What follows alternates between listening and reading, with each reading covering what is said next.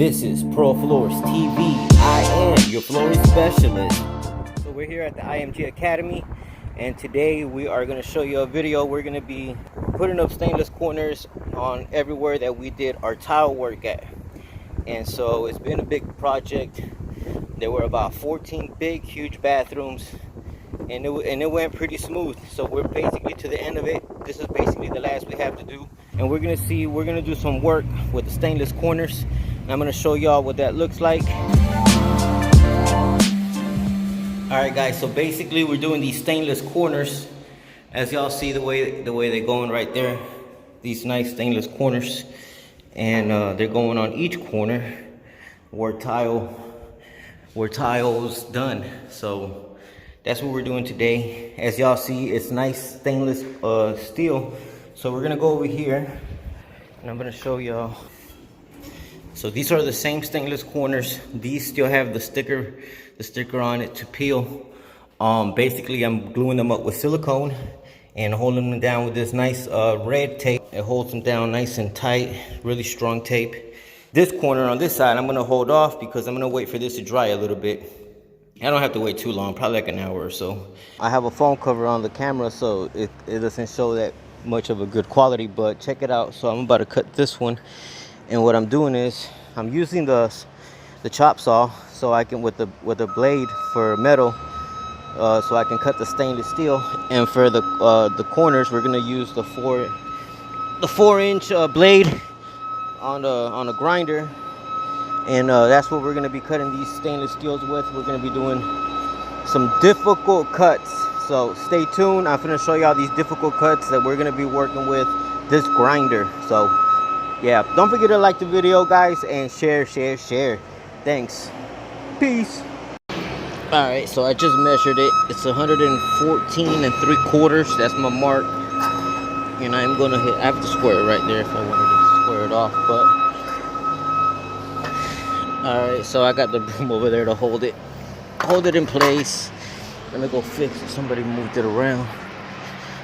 Let me go fix it. Alright, it goes something like that. Alright, now that we got that set, these were the other cuts. Alright, now I have to square it off so it can be nice and square. There's nice and square, just touching the back. Now I gotta make sure that this line is right where it should be. Oh, I passed it right there. Right there, perfect. Right on the money, guys.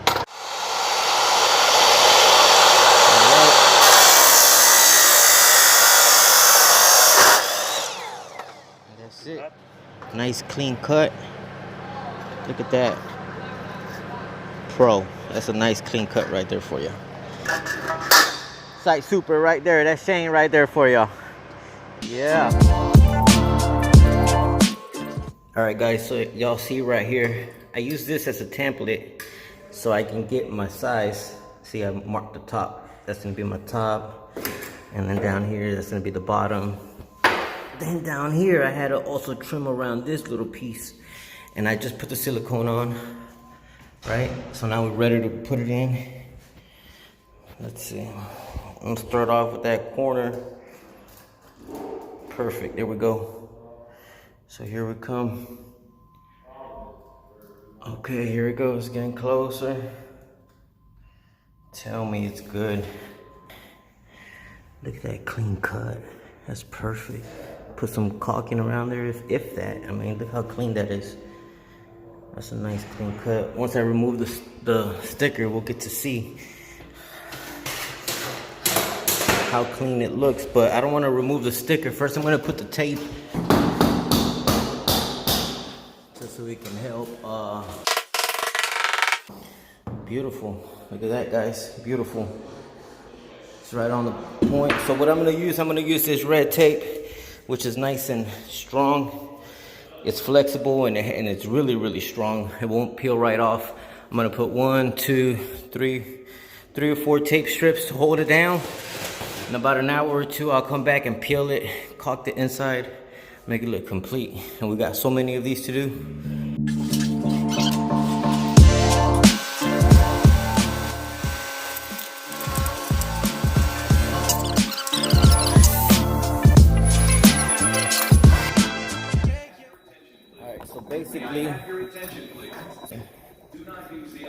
They got the alarm going on.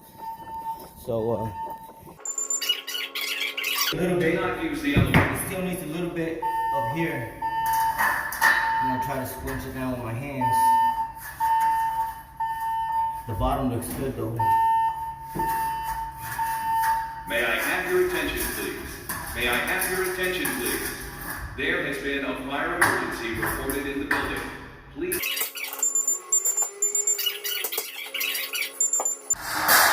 So I will remeasure that one and remeasure that one over there. So stick tuned, and then I'm gonna bring y'all back on as soon as I get to cutting that. And it's pretty hard to talk here with all this echo and stuff. So a lot of this video is gonna be edited. I'm gonna be over talking over it. And when I get a chance to speak on something, here I am, guys. So don't forget to like the video if y'all like it. Don't forget to subscribe if y'all want to see more of this content, because we got a lot more work to do.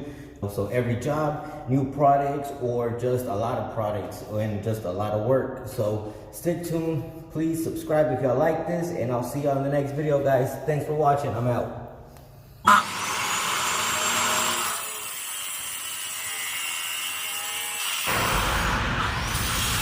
All right, guys, so this is one of the difficult cuts, or more like just gotta make sure that you just don't mess up, because we got 4 U cuts to do into this single corner.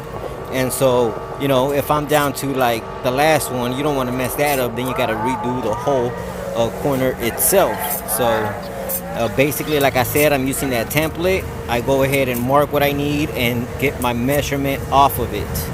Now, the first thing we do is make sure that the 4.5-inch blade is nice and tight. Then we cut the lines going in the vertical direction first. After I'm done doing all the vertical direction, I turn the corner around so I can do the horizontal from the back side. Now, on another note, very important, so you got to be careful with this kind of blade, because if the blade has some kind of chip on it and you notice it before you start, make sure you remove that blade. Otherwise, it will jump back. And this goes for the blade and the chop saw as well. So guys, be careful with that blade. I've seen it done. It's happened to me before. Now, back to the cut. So I'm cutting the back in a horizontal direction, making sure that I don't pass the vertical cuts that I just did, which are in the opposite direction, obviously. As soon as I get close enough, I stop the blade and I pull out that little square in the middle off the U-cut. And yeah, that's pretty much it. You just have to be careful. You gotta be nice and precise. And you know, I would grab if you've never done these before, I would definitely do a sample piece cut. Try to get used to it. It's not much different than cutting any Schluters. Now, to continue my cut, I quickly turn on the blade and I hit every cut that I just did at an angle, so that I give it a much smoother cut than that rough cut that it gives you when you first do it. Just basically just turn the blade at an angle and just quickly just pass right over your cut at a little angle, just so that you can smoothen out all that rough cut, you know, that gets done, because obviously we're cutting stainless steel. Look at that, I'm able to slide it behind the partition, I think. Let me double check. And there it is, guys. I was able to put it behind the partition. Let's see if I can remove this. I'll take it out right now. But see, I was able to put it, look at that perfect cut along the side. That worked out perfect. That worked out great. And over here on this bottom one, this is just, it's nothing really, but see how flat it is? Perfect to the, it's right on the edge. It's perfect. Let's check out this one over here.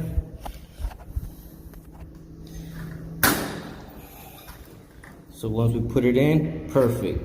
Right there, it's loose a little bit, but once we put it in, it's gonna be nice and tight. What about this bottom one? Guys, we did it. All 3 of them perfect. So all 3 of them nice and tight.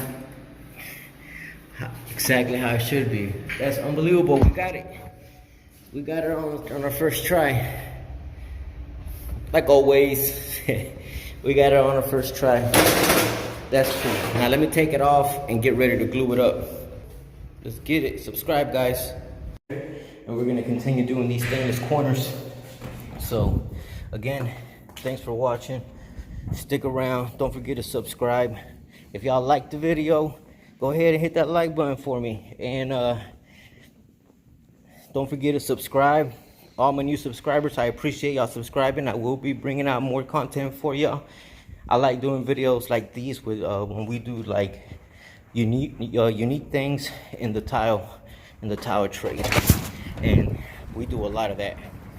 We definitely do. We use all kind of products and all kind of things, because we're basically right here in the commercial industry.